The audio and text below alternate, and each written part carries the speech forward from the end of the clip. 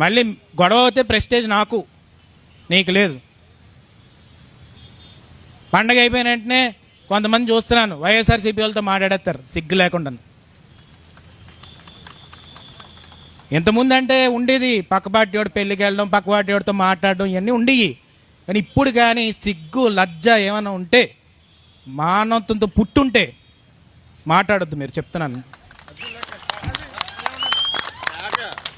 అమ్మాయి ఇంకంత దీనికంటే ఏం చేయాలి? మనల్ని రోడ్డు మీదకి లాగాడు, కేసులు పెట్టాడు, ఎఫ్ఐఆర్లు వేసాడు, ఇంట్లో వాళ్ళందరినీ రోడ్డు మీదకి ఈడ్చాడు.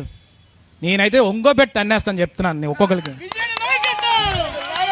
నేను ఒక నిమిషం ఒకటే చెప్తుంది ఏంటంటే, నిజంగా మొగతనంతో రాజకీయం చేయాలబ్బా. ఉంటే ఉండాలి, పోతే పోలే. ఇవన్నీ ఉంటాయి పోతాయి. నాకు సీట్ ఇవ్వలేదు అలాగని చెప్పి పార్టీ మారిపోతానా? మారలేను. ఎందుకంటే పుట్టుకతో నా పార్టీ ఇది. అలా నాన్న చెప్పినట్టే నేను చెప్తాను చచ్చి వరకు ఇదే నా పార్టీ అని. అందుకే నేను ఒకటే చెప్తున్నాను, నాకు తెలుస్తున్నాయి ఎవడెవడు మాట్లాడుతున్నాడు, ఎవడెవడు మాట్లాడలేదు, ఎవడెవడు లాలూచి పడుతున్నాడు, ఎవడెవడు ఏం చేస్తున్నాడని. నేను ఒకటే చెప్తున్నాను, ఆ ఊరు పోయినా పర్లేదు, ఆ పంచాయతీ పోయినా పర్లేదు, వెన్నుపోటు పొడిసేవాడిని మాత్రం పేగులు తీసి రోడ్డు మీద పెట్టేస్తాం.